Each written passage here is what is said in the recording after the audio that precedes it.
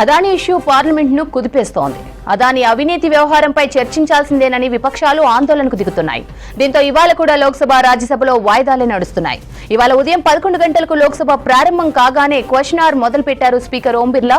దీంతో వెంటనే విపక్ష సభ్యులు అదానీ ఇష్యూపై చర్చించాలని డిమాండ్ చేస్తూ పెద్ద ఎత్తున నినాదాలు చేశారు. స్పీకర్ ఎంత చెప్పినా సభ్యులు వెనక్కి తగ్గకపోవడంతో సభను 12 గంటల వరకు వాయిదా వేశారు.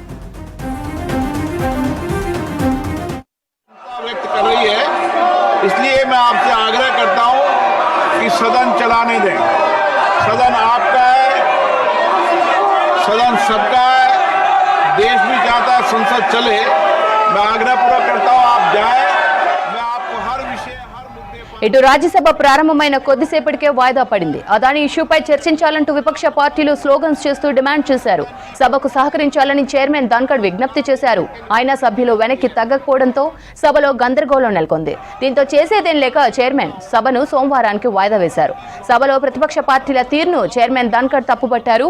ప్రజా సమస్యలపై చర్చించకుండా విపక్ష ఎంపీలు అనవసర రాద్ధాంతం చేస్తున్నారని మండిపడ్డారు.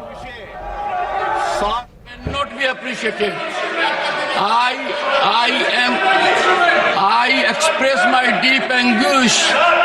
I express my nothing going on record. My absolute pain. We are creating a very bad precedent. We are dishonoring the people of this country. We are not coming up to the expectations.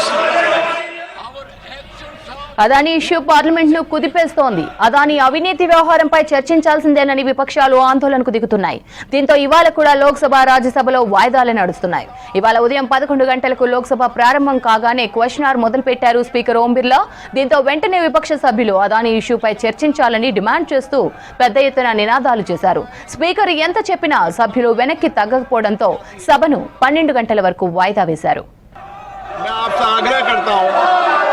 जनता की भावनाओं और उनकी आशाओं आकांक्षाओं के अनुसार आप सदन चलने में सहयोग करें। आज महत्वपूर्ण विषय स्वास्थ्य और महिलाओं पर प्रश्नकाल में चर्चा हो रही है। प्रश्नकाल आपका समय है। मैं आपसे आग्रह करता हूं कि రాజ్యసభ ప్రారంభమైన కొద్దిసేపటికే వాయిదా పడింది. అదానీ ఇష్యూపై చర్చించాలంటూ విపక్ష పార్టీలు స్లోగన్స్ చేస్తూ డిమాండ్ చేశారు. సభకు సహకరించాలని చైర్మన్ ధన్ఖడ్ విజ్ఞప్తి చేశారు. అయినా సభ్యులు వెనక్కి తగ్గకపోవడంతో సభలో గందరగోళం నెలకొంది. దీంతో చేసేదేం లేక చైర్మన్ సభను సోమవారానికి వాయిదా వేశారు.